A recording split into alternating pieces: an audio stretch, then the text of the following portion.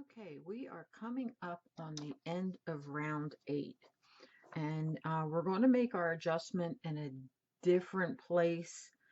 Um, we're going to do it right in this part right here where you see the 2 orchid, 2 salmon, 2 orchid.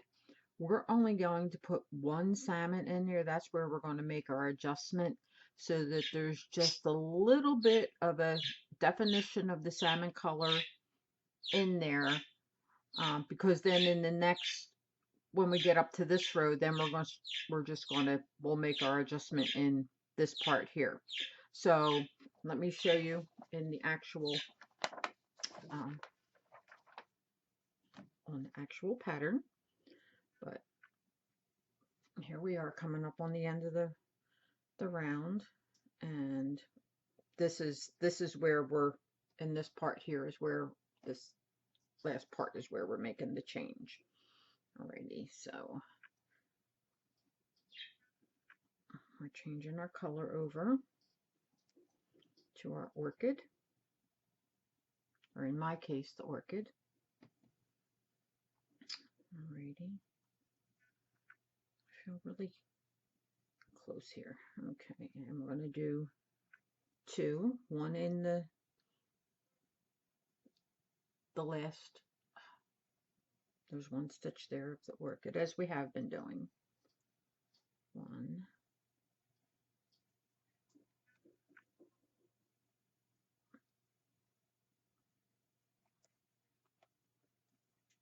and 2.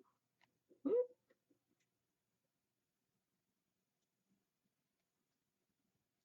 Okay, now we're going to switch over to salmon.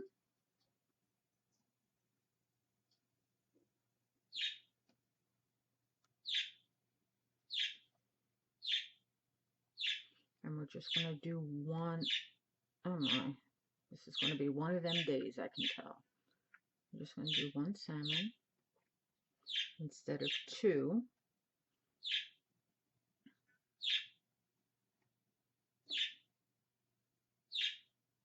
Alright, and then we're going to change back to our orchid.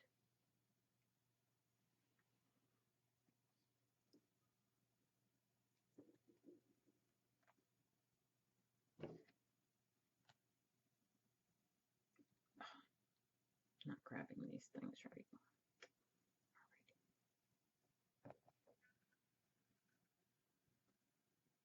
That's 1 there.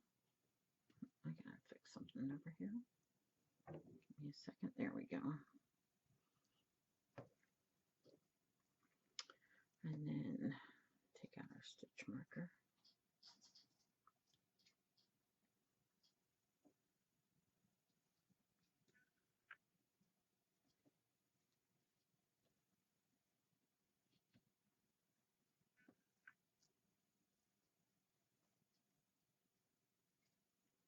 Switch our colors. And I'm not sure if I lost the place of my stitch marker. I don't know if I don't think I have it in the right place. But I know this is where my transition is here. So I'm not sure if I'm right or not, or if you're at the same place. I got a little confused after a while, I guess. And then we're going to continue on. Oops. See, I almost made a mistake there and went into, almost missed that last stitch there. 1. So each, oops, with each one, with each part of the V here, we're making it 1 wider on each end. I mean, I'm sure you're starting to see the pattern as it's coming along. And you should be counting so that you know that you're not missing any stitches. But you should be able to see the pattern starting to form by now. So it should be getting much easier for you to do this until we get to the cross point. And I am all thumbs today. Oh my word.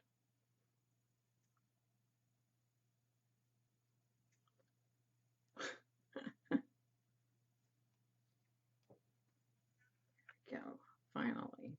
Ah. So I'll do 2. And then here in 9 is where we're not, this is the beginning of 9, and we're not going to be having, this is where we start the cross over for our, we need to put 4 in there,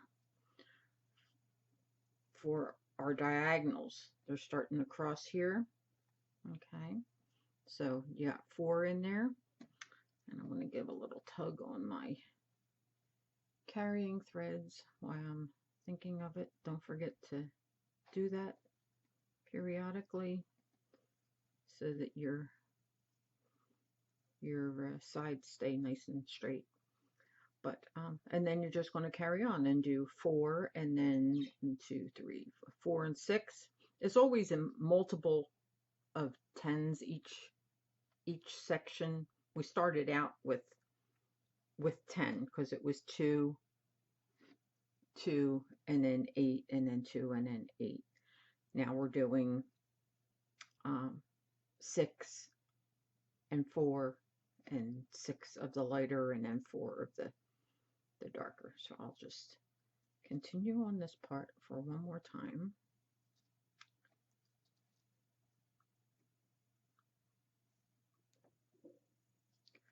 Because I don't want to bore you with this, because you should be getting the hang of it by now.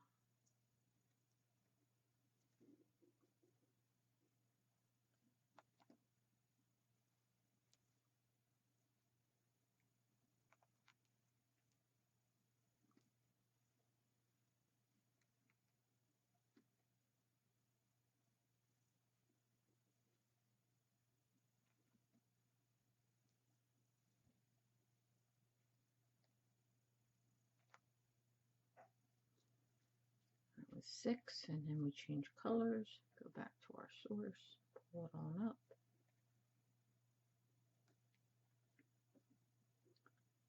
Tighten up that last stitch a little bit.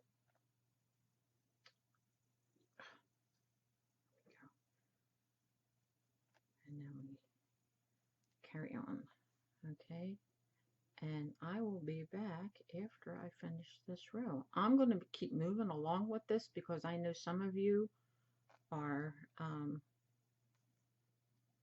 probably catching up to me, and I don't want to get too behind, so that you're waiting on me. And so I'm just going to keep going on with these rows, and I'll try to post a video row by row. I think we're getting to that point where we can just do shorties, and should be coming out looking something like this. And like I said, here is where our diagonals are starting to cross right here. So and then we'll go our next row. Instead of having 4 here, you're just going to have 2, and then you'll have 8 of the other color. That's for the next row. But putting the horse before the cart, or the cart before the horse. So so continue on with that, and I'll be back at the end of this row. Thanks. All right, here we are at the end of, or coming up on the end of round 9. And we have to work in our transition part here. So I want to show you, we left out in row, well, when we transitioned from 8 to 9, we left out one of the salmon color, or the lighter color stitches. Here what we want to do is we have been doing 4 of the darker or the orchid color, but in this one, in order for this part here to line up properly, we're only going to do 3 in here. So we're going to do our last stitch of the lighter or the salmon. Okay, and then we're going to switch over to our orchid. Tighten that up. And we're going to do 3. Keep that in the front there.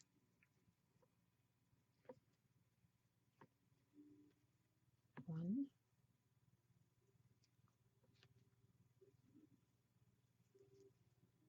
2.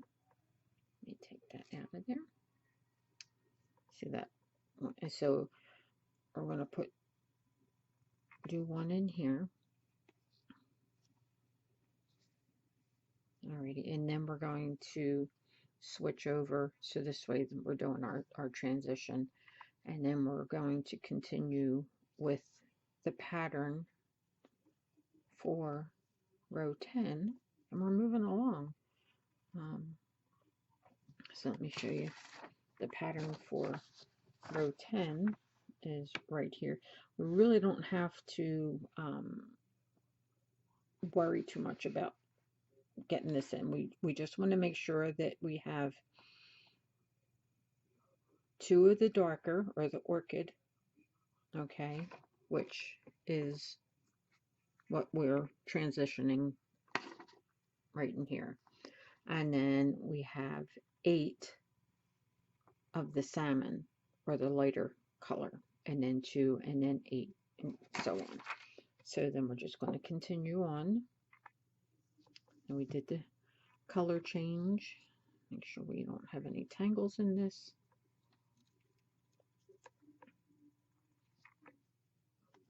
And then we will continue on with 8 of the lighter. And then you just continue that all around. And we don't have a whole lot of color changes like in the last row. You probably noticed that the last row went a lot faster because you were leaving out a change in your color changes, because we only went from the lighter color to the darker color, and then there were longer runs of the of both of them, and then this one is going to be the same, just in different quantities. But so we need 1 more in here. Okay, and when you're getting longer stretches of a single color, you're going to want to make sure that you are doing your adjusting so that you're not building up any slack in here. So okay, so pull them up, and I just realized I didn't put my stitch marker back in.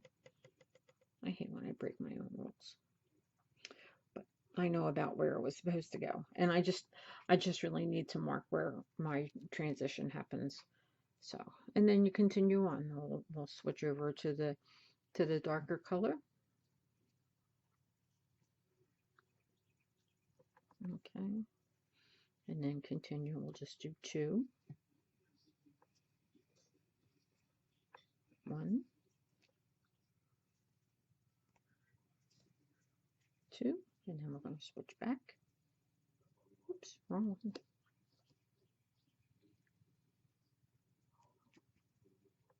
Okay, and then we'll do 8.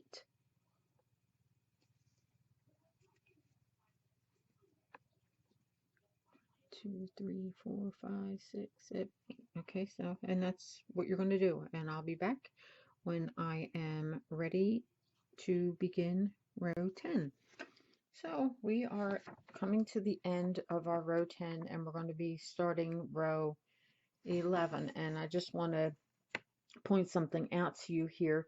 In row 11, our diamond is going to start going in the other direction.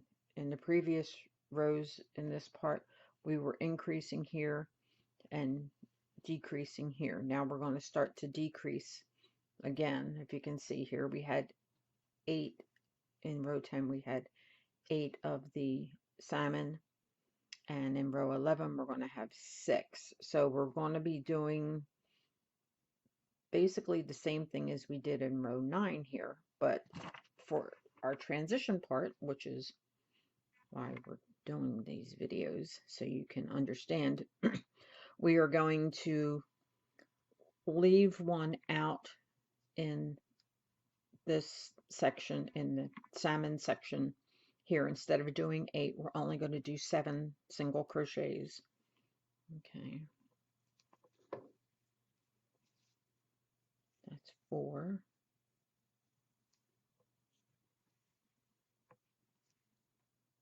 5,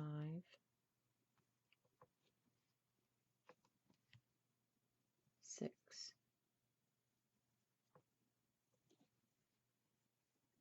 7. Okay, and then we're going to change our colors over to orchid, tighten up our stitch as we have been, give a little tug on our carrying threads. Okay, and I'm going to take out the stitch marker now.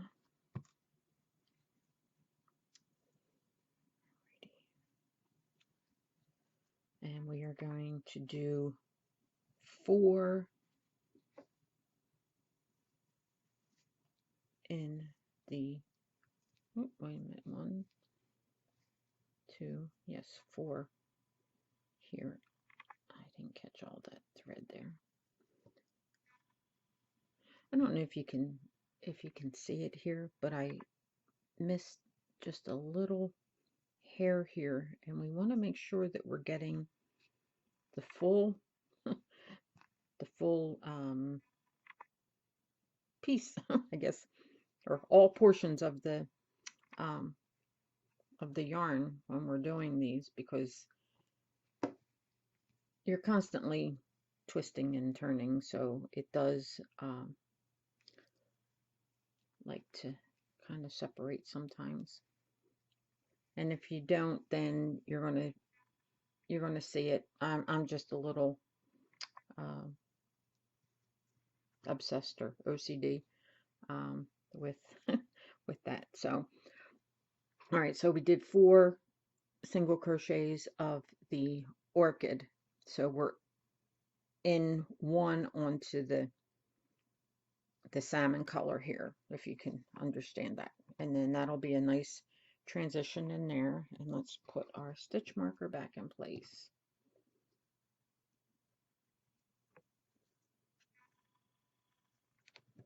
And we will change colors again, going back to salmon.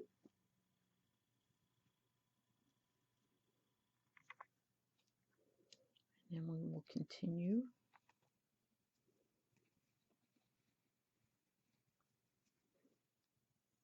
one,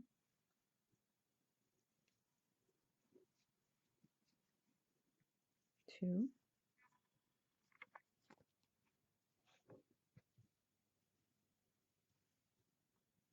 3,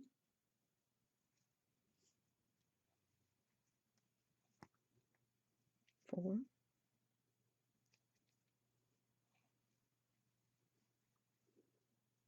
5,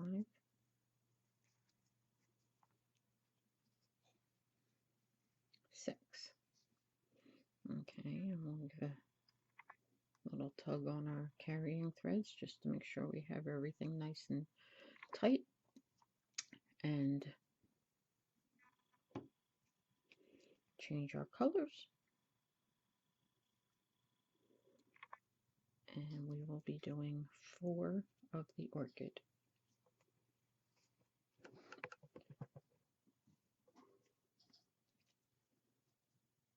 1,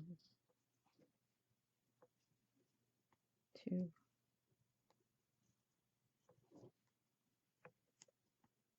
3,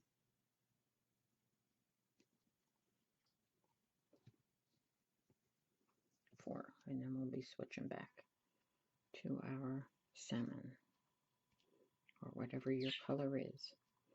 And you're just going to continue on doing that, and I'll be back at the end of round 11.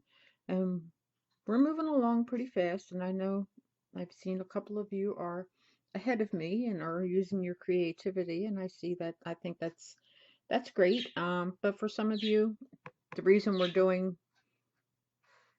this simply is so that you understand the whole concept, and then we'll get into something more difficult in our next bag with more color changes and more colors and all that kind of fun stuff. But this is exactly as it's called, the basic beginner bag, and you're learning pretty much all the aspects without a whole lot of complication in this. So I hope you're having fun with it, and I'll be back at the end of round 11. All right, we are coming up on the end of row 11, transitioning into row 12, and we're going to make our transition again in this section here. Instead of putting 6 stitches in here, we're only going to put 5. Okay, so that was 1,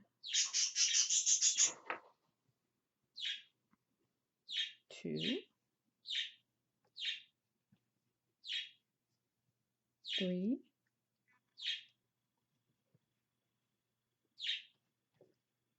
4, 5. A little slack here on my yarn here, and I want to give a little, oops, wrong one, give a little tug on our carrying threads. And I've been meaning to mention this, and I know I did earlier on when we first started our sides, but after each round, let me just pull that out there. It is good to start at the beginning of your round or row, whatever you want to call it, and just give it a nice smoothing. I gotta switch this around because my yarn's in the way. But you're not pulling it out. You're just kind of easing everything along so that you're standing up nice and straight and you're even. Okay, so I'm hoping that your bag's looking something like this. 1, 2, 3, 4. One more we need in there. But I would think about it, and then I'd get caught up in doing my transition and would forget to mention it. So I'm like, I gotta stop and mention this. So we're gonna change colors, snug up our yarn. I need to do that stitch out. Oh, no, I guess it's okay. It was looking a little sloppy, but all right. And then what we're going to be moving into for round 12 is in this section here, or here, wherever you want to call it, we're going to have 2 of the dark, 2 of the light, 2 of the dark, 4 of the light. Okay, so that's what we're accomplishing right here. Here's we're going to do 2 of the dark,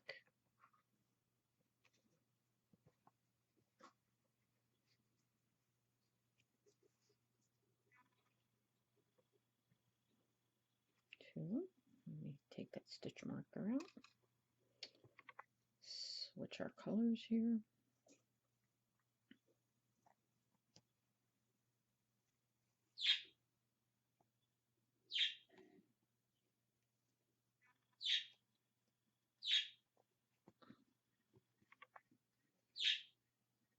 Two of the light.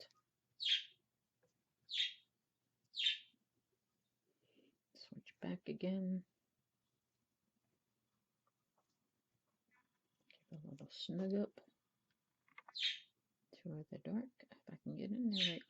And oh, another thing I've been wanting to mention is when you are, and you might have found this out already, but when you are counting, except for when you're doing the transition, let me put my stitch marker back, but except for when you're doing your transition, if your count is off, you need to go back and somewhere you made a mistake. Either you missed a stitch, or you put too many in, or you left one out. And because if you don't catch it right away, and the only way you're going to catch it right away is by constantly counting. But if you don't catch it, then it's going to throw your whole design off. And you might have, like I said, you might have found that out already.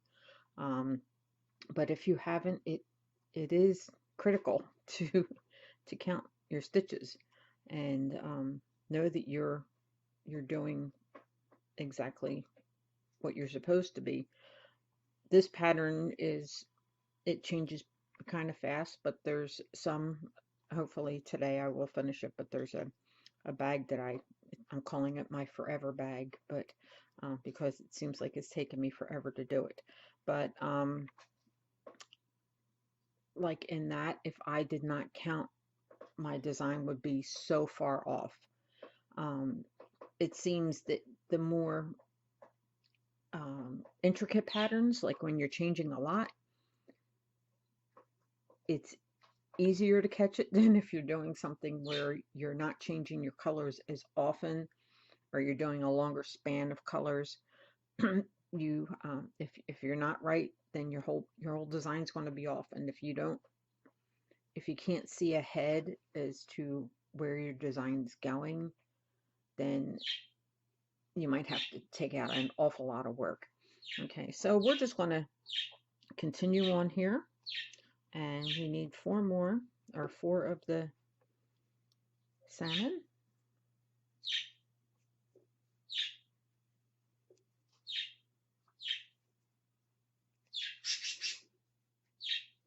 And my daughter's birds, parakeets, reside in my office.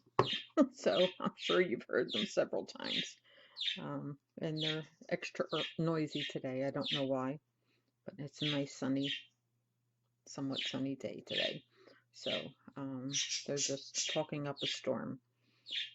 So you're always going to hear them in the background of my videos. And then I'll just do one more section here. And I think I'm staying in the camera. I'm trying, talking, crocheting, trying to stay in the camera. Lots of stuff going on here. Change back to the salmon.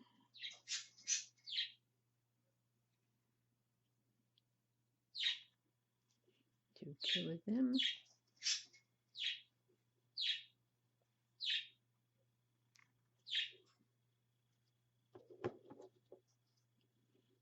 Back to the orchid for 2 more. Yeah, this row is the more tedious one. The last one was the easy row, where you weren't changing quite as much. Something like that. And then there's some patterns where it's every other color for a while. You're changing. It's like, oh my word, is this ever going to end? But it's worth it, because the design, once you see the design creating, they really come out nice. So, and then you do 4 more of the salmon. And you do want to remember, even when you're doing this, to tug, especially on your contrasting color, the color that you're not really using in your design, because that's kind of like a lifeline to your tension. So, okay, and I'm going to finish up this video. This is the last row for this video, and I'm going to do it in sections of maybe 4 or 5 rows at a time since we're moving along faster. So have a good day and look for my next video. Bye.